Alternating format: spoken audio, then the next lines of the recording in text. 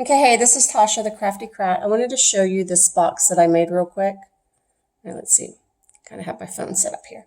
Okay, so I got this box from Home Depot. I think it's a 17 by 19 by 27 or something like that. It's still a large box, but anyways. So I got this box, and I got this insulation. It's a silver like bubble insulation.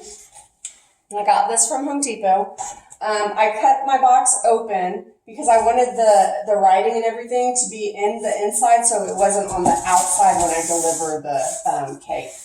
So what I did was I cut open the box so that I can turn it inside out. And then I glued this insulation in. I did strips. It actually fit perfect. I did all around the outside, and then I glued some of the leftovers in the back. And then here on the doors, I have these flaps, and I kind of made them overlap so that when you close it, it'll overlap.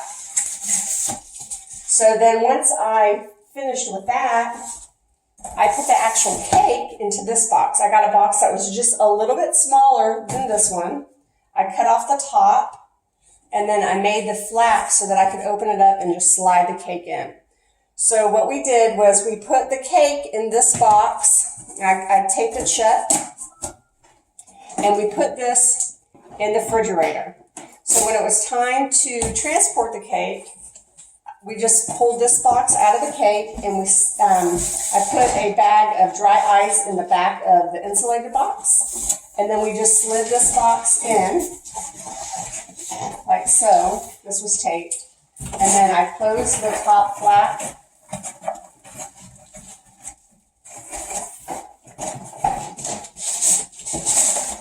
Like that, and then the side ones. And it overlaps here. I didn't fold this one up. I could have, but with the dry ice in back, I didn't.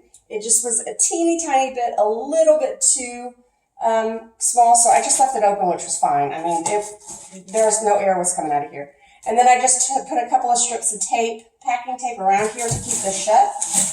I put this in the back of the car, in the trunk. It was an SUV, and I put my yoga mat down so that it wouldn't move.